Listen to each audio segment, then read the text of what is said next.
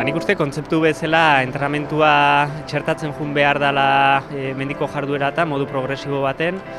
Aipatu dugun bezala, lehiaketa dauden mendi jardueratan entrenamentua guztiz barneratuta dago, eta lehiaketa ez dauden mendi jardueratan poliki-poliki entrenamentu prozesu txertatzea gomendatzen da, edo bentsagu hausnarketa hortara iritsi gara. Gainontzeko kirol guztietan aurrerapen handiak egon diren moduan, nik uste beste kiroletako logika mendian aplikatuta ere, aurrera pausu garrantzitsuak eman daitezkeela.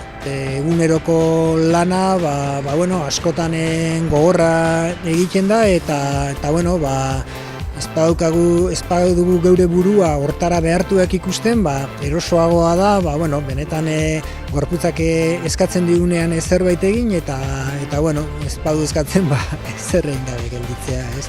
Nik uste hori hitza disiplina dela, ez? Prestaketa kontzeptutaz hitz egiten nahi ganen, arlo desberdinetara bideratu daik. Alderdi bat izango zango imaiako kirola, eta hori gutxi batzutzako bideratuta egongo zana, entrenamentu exigente eta oso bideratukin, baina kontzeptuare luzatu daike populazio arruntea. Eta nik uste dut hor, entrenamentu prozesu bere onurak ekarri ditzazkela. Entrenamentuaz hitz egiten duenen, bi alderdi uztartzea komeni da. Alde batetik, asten zeharreko kirol jarduerak nolabait antolatu, gaitasun honekin iristea asteburura edo helburu nagusitara, eta behin helburu nagusi horiek planteatzen dienen, faktore mugatzeik dienak edo nekea eragin daiketen faktore horiek nolabait kontrolatzea, jarduera ondo bideratzeko.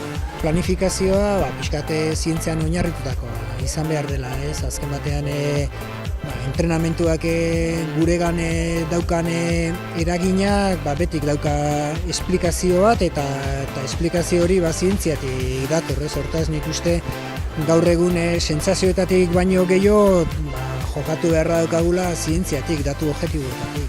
Mendiera hobekuntza handiak ekarri ditzazkela entrenamentuak, eta beste gauza askoren artean gure praktika modu seguruago batean egitea ere bai, ez? Eta nik uste hori badela nahikoa arrazoi gauzak modu egokiago batean planteatzeko.